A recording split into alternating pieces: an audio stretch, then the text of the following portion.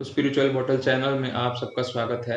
और अब हम चर्चा कर रहे हैं अनुवाद 4 में, जिसका अनुवाद इस प्रकार है।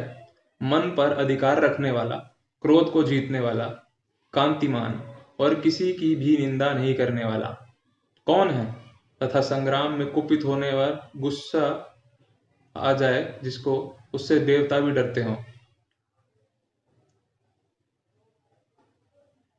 तो इस अनुवाद में ये शब्द, या कहें कि एक बहुत ही बढ़िया एक गुण है, वह है मन पर अधिकार रखने वाला।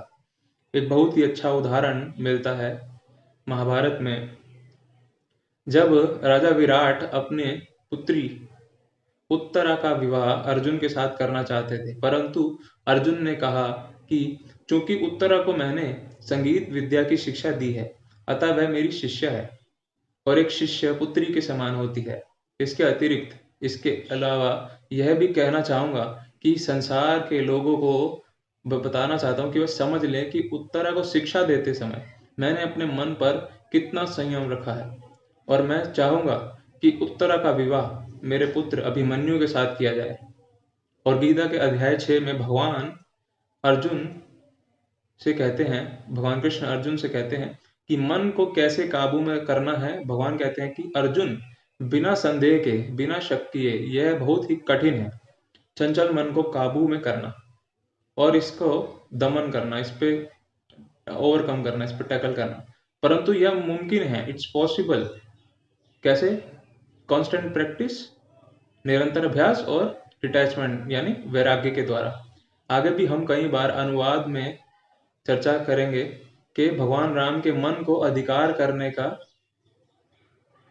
उदाहरण भी बहुत सारे हैं। आगे जो गुण है वो है क्रोध को जीतने वाला।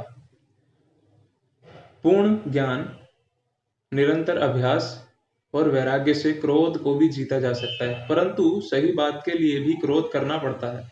परंतु यदि काबू ही नहीं है, नियंत्रण ही नहीं है, तो नुकसान भी हो सकता है। अगर राजा क्रोध ही नहीं करेगा तो रक्षा कैसे करेगा, राज्य कैसे करेगा, उचित न्याय कैसे करेगा। क्रोध में अपना पराया नहीं देखना चाहिए, यह भी अ, आवश्यक है। आगे आता है कि कांतिमान, और उसका अर्थ है तेज से भरा हुआ। और यह तेज कैसे आएगा?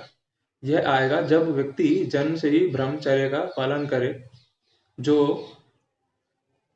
गुणों का वर्णन हो रहा है उनके बारे में जानेगा, अभ्यास करेगा।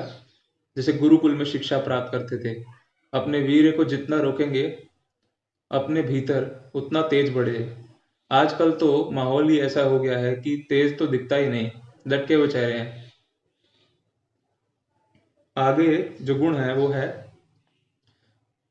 किसी की निंदा ना करने वाला। अब क्या कहें, अगर व्यक्ति इतना कुछ कर ले, जो अनुवाद दूसरे और तीसरे में है, तो निंदा का समय ही नहीं रहेगा। और वो जो भी आज के समय में निंदा करने में तो केवल नकारात्मकता ही मिलेगी, नकारात्मकता ही फैलेगी और केवल लोग इसी में उलझे रहेंगे। और होगा क्या कि ध्यान रखने वाली बात हमारे सामने ये भी है कि अ, क्या करें और कैसे करें,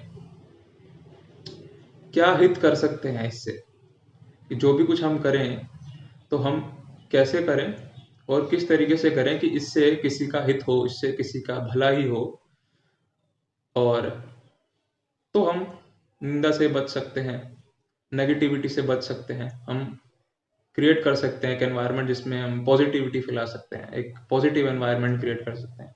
और आखिरी में पूछा है कि वह कौन है जो, यदि संग्राम में, जो युद्ध में कुपित हो जाए तो देवता भी उससे भयभीत हो, डरे।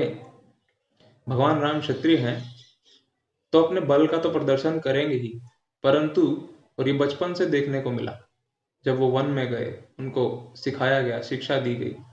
अभी आएगा आगे तो, परंतु स्वयं ही भगवान हैं, भगवान राम खुद ही भगवान हैं, तो क्या ही कहना।